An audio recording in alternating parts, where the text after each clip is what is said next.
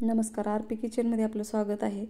तर चिप्स करत असताना जी बुडात राहिलेला गर असतो त्याच्या पापड बनवणार आहे मी आज बटाट्याचे। तर यासाठी मी पाणी ठेवलेलं आहे उकळण्यासाठी पापड बनवायला। तर अशा पद्धतीचं एकदम काळपट पाणी निघते आणि बुडाची राहिलेला आहे ती अशा पद्धतीचा गर आहे। तर मी याच्यात थोडंसं पाणी टाकून थोडंसं पातळ बनवणार आहे। एकदम छान असे पापड तयार होतात ह्याचे। तर मी शाबू घेतलेला आहे भिजलेला।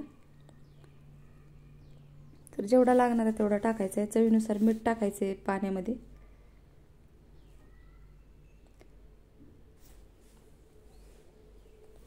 तर पाण्याला उकळी आलेली आहे, तर थोडंसं पाणी बाजूला काढणार आहे मी।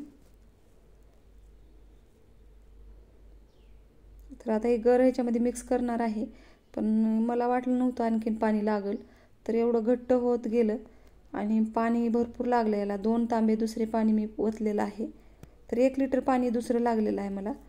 तर मी पाणी काढलेलं पण टाकले आणि दुसरं गरम करून टाकलेलं आहे आणखीन 1 अर्धा लिटर। तर एकदम घट्ट असं झालेलं आहे, बघू शकता एकदम काचासारखं दिसत आहे।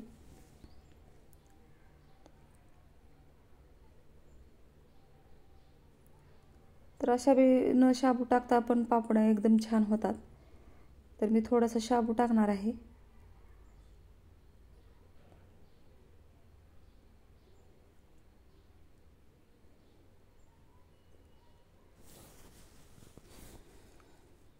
तर आणखीन थोडासा शाबू टाकणार आहे आणि मिक्स करून घ्यायचं आहे आणि थोडंसं झाकण ठेवून शिजवून घ्यायचं आहे।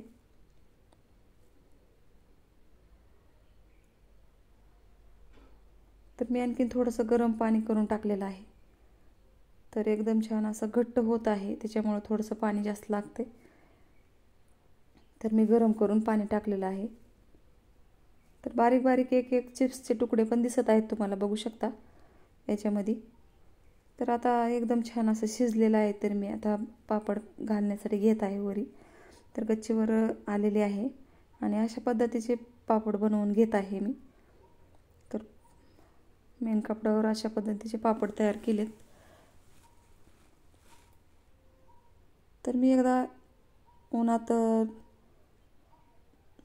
उलटो असं पलटून आलेले आहे आणि नंतर वाळल्यानंतर गोळा करत आहे। तर 2 दिवस ह्याला ऊन दिलेलं आहे। तर आता बघू शकता एकदम पांढरे शुभ्र असे पापड तयार झालेले आहेत। तर मी आता 2-4 तळून दाखवणार आहे तुम्हाला। बघू शकता एकदम छान असे पांढरे शुभ्र पापड आणि चवीला पण एकदम टेस्टी लागतात। बघू शकता मी तुम्हाला एक मोडून दाखवणार आहे। खुसखुशीत असे पापड तयार झालेले आहेत। माझ्या चॅनलला सबस्क्राईब करा, लाईक करा, शेअर करा। व्हिडिओ बघितल्याबद्दल धन्यवाद।